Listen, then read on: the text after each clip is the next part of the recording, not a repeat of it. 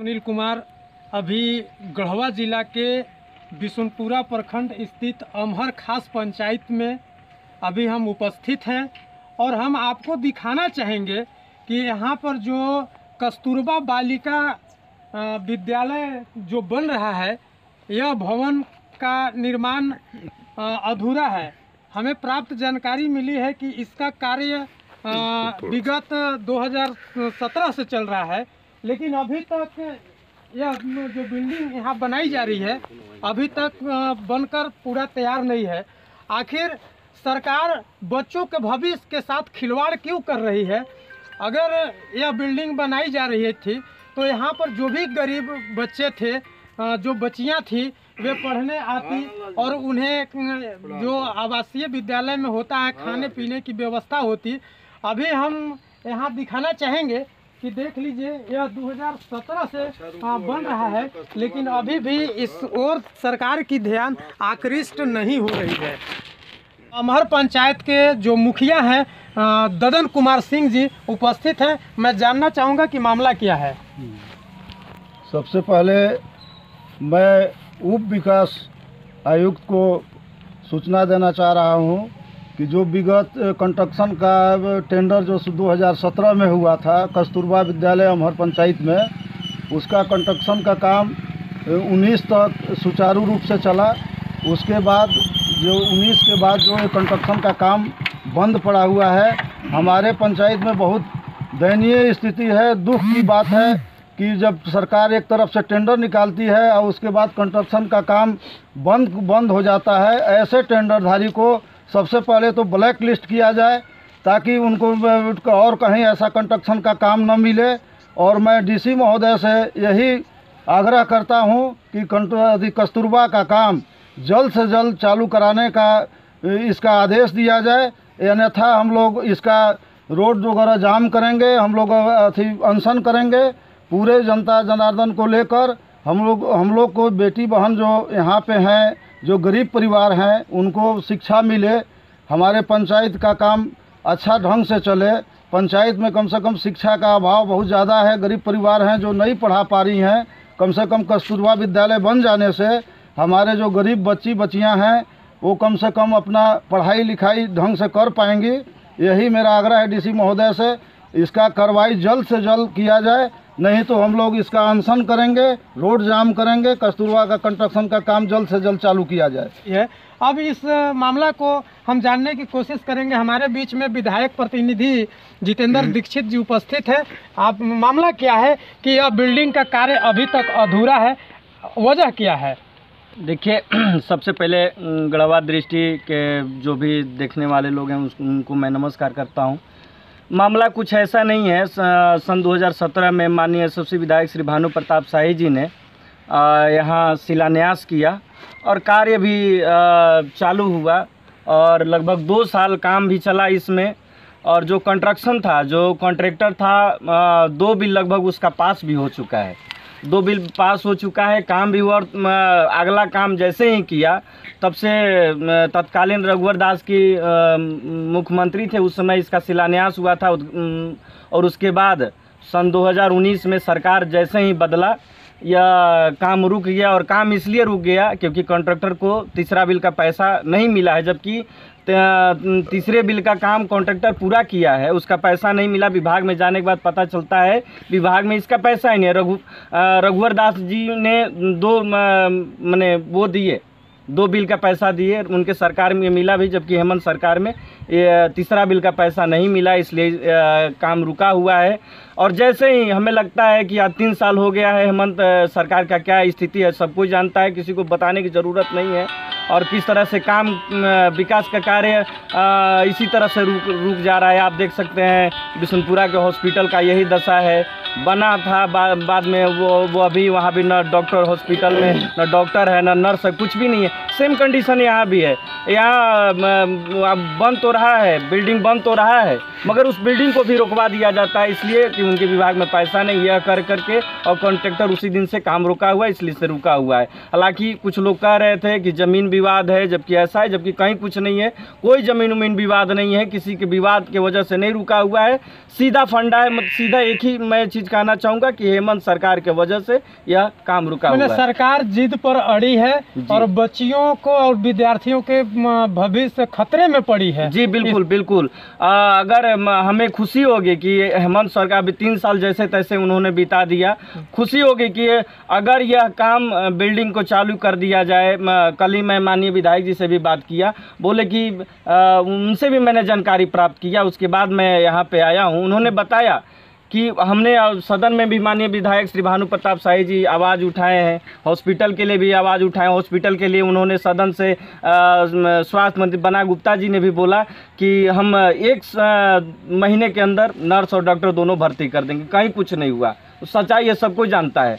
और same condition यहाँ भी है, आप देख लीजिए। अगर उनके सरकार में यह काम होता है तो बहुत अच्छी बात है, और हमें नहीं लगता है कि इनके रीजन में चाहे इनके सरकार में यह काम हो पाएगा। मेरा नाम ठाकुर सत्यनारायण विभूति है और मैं इसी प्रखंड का नागरिक हूं, और बहुत बहुत धन्यवाद देता हूं आपको कि आपने ये जो कस्तूरबा विद्यालय का मुद्दा उठाया है। तो ये जब कॉन्सेप्ट शुरू हुआ था और ये लागू हुआ था 2006-07 में, जब यूपीए की सरकार थी डॉक्टर मनमोहन सिंह की, तो बड़ा उत्साह हुआ था कि बच्चियों की शिक्षा के लिए जो है इतना अच्छा योजना लाए हैं ये। और इसमें क्या था कि जो ड्रॉप आउट्स हैं, जो कि स्कूली शिक्षा नहीं पूरी कर पा रहे हैं, अनाथ के बच्चे हैं, जो विधवा के बच्चे हैं, या वैसी बच्चियां जिनका कोई सहारा नहीं है, चाहे वो किसी वर्ग की हों, सामान्य वर्ग की हो, अत्यंत पिछड़ी हो, या SC ST हो, सबके लिए योजना थी। और इसमें जो है 75% जो है वो केंद्र सरकार का था योगदान, और 25% जो है ये आपका राज्य सरकार का है। तो अब जो ये रुका हुआ है, तो ये दोनों सरकारों की रिस्पॉन्सिबिलिटी है, केंद्र सरकार की भी और राज्य सरकार की भी, कि इसको पूरा करें। तो इसमें जितना कि पहले से लोग बता चुके हैं कि कोई समस्या नहीं है, और फिर भी हमारे प्रखंड की बच्चियां जो हैं सुदूर 10 किलोमीटर दूर रमुना प्रखंड में जाकर शिक्षा अध्ययन कर रही हैं, तो उसमें जो है कि दो संस्थानों का संसाधन जो है एक संस्थान में करना पड़ रहा है कि आपका जो रमुना के संसाधन है उसी को हमारे बिशनपुरा प्रखंड भी यूज कर रहा है, तो न उनका हो पा रहा होगा न हमारा हो पा रहा है। तो इस दिक्कत को समझें और उपायुक्त हों या फिर हमारे जो जनप्रतिनिधि हैं, विधायक जी हैं, सांसद जी हैं, तो सांसद जो हैं उनका पहुंच सेंटर से है, तो वो जो विभागीय मंत्री हैं मानव संसाधन विभाग जो है उससे ये कंसल्ट करें। और जनप्रतिनिधि का काम अभी शुरू होता है, योजना जब सुचारू रूप से चल रही है तो उसमें तो कोई दिक्कत नहीं है, लेकिन जहाँ अटक गई, किस वजह से अटकी, कॉन्ट्रैक्टर की गलती से अटक रही है या अधिकारी की गलती से अटक रही है, तो उसको जो है सांसद अपने विभागीय जो मंत्रालय है वहाँ से संघर्ष करें, और जो हमारे विधायक हैं वो यहाँ से संघर्ष करें। अधिकारी नहीं सुन रहे हैं, उप विकास आयुक्त का नाम आता है या जिनका भी नाम आता है उन पर दबाव बनाए। नहीं, आपने सही बात बताया कि जो यह प्रोजेक्ट है कस्तूरबा विद्यालय का, इसमें 75% केंद्र सरकार देती है और 25% राज्य सरकार देती है। लेकिन वजह क्या है कि बच्चों के भविष्य के साथ खेला जा रहा है और उनका कहीं ना कहीं भविष्य को अंधकार में डाला जा रहा है, इस पर बताएं। देखिए, शिक्षा जो है मैं समझता हूँ कि किसी भी सरकार की प्रायोरिटी में नहीं है। यहाँ प्रायोरिटी में वोट बैंक है।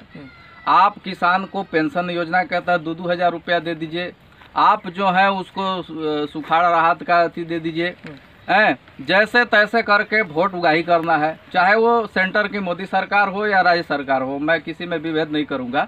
ज़्यादा फोकस इनका होता है कि मैं किधर पैसा बांटूं कि वोट आ जाए, शिक्षा इनकी प्रायोरिटी में नहीं है।